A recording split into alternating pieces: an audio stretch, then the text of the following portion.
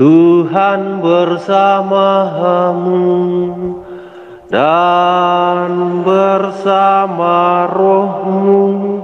Inilah Injil Yesus Kristus menurut Santo Matius.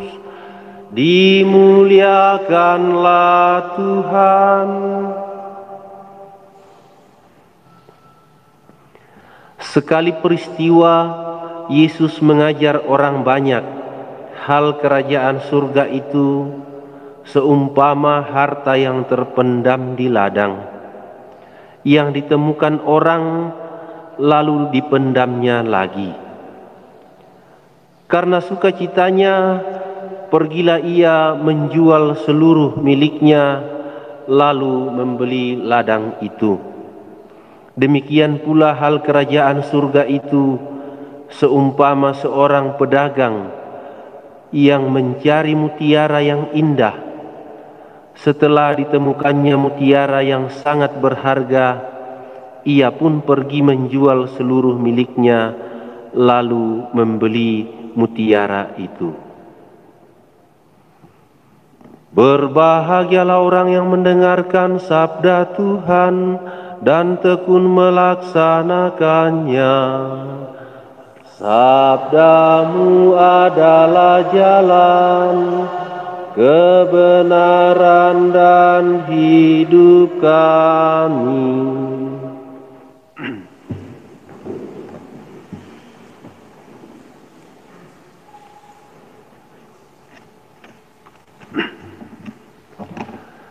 Saudara-saudari terkasih, seorang gadis yang terlatih bergerak dengan lincah dan gesit di tengah-tengah pertempuran Baratayuda. Dia adalah seorang prajurit wanita. Di tangannya sebuah busur panah, senjata rahasia milik Astinapura, tergenggam dengan erat. Dia bergerak meliuk-liuk melepaskan anak panah demi anak panah, dan tak satu pun anak panah itu yang meleset. Setiap anak panah yang dilepaskan mengenai sasaran dan merobohkan lawan-lawannya. Saudara-saudari terkasih, untuk senjata itu, untuk anak panah itu, ia bisa saja memilih tetap ada dalam tabung panahnya, atau ia bisa saja tetap memilih untuk menyatu dengan busur panahnya dan ada di tangan prajurit wanita itu. Tetapi anak panah itu tidak akan pernah mencapai tujuan. Tujuan untuk apa ia diciptakan kalau ia tetap tinggal di dalam tabung panahnya. Dia harus meninggalkan kenyamanan tinggal dalam tabung, dan dia harus merelakan kedekatannya dengan busur untuk suatu tujuan. Melepaskan itu sakit karena kesendirian. Saat busur ditarik, senarnya kencang dan ia melentingkan anak panah itu ke depan, dan anak panah itu melejit dalam kesendirian, menerobos ruang kosong mencapai tujuan. Ia bisa saja ditangkap oleh seorang prajurit yang lebih perkasa kemudian dipatahkan, atau ia bisa saja ditebas oleh pedang seorang prajurit yang lebih lincah daripada pergerakan anak panah itu. Saudara-saudari terkasih, kerajaan surga itu adalah melepaskan. Dan itulah yang dikatakan Yesus dalam bacaan Injil hari ini. Seorang yang berjuang mencari mutiara dan menemukannya di ladang, dan saat ia menemukannya, ia menjual seluruh harta miliknya.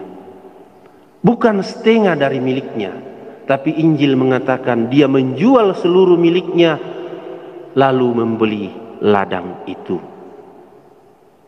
Menjual dalam hal ini berarti melepaskan haknya atas seluruh miliknya itu. Kenapa? Karena ada tujuan yang ia ingin raih.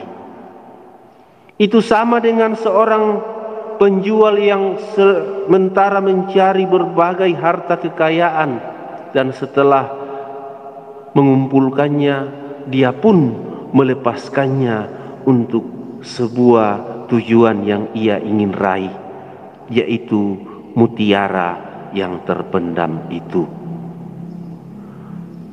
Sekarang kalau kita berbicara tentang kerajaan surga seperti apa yang kita cari,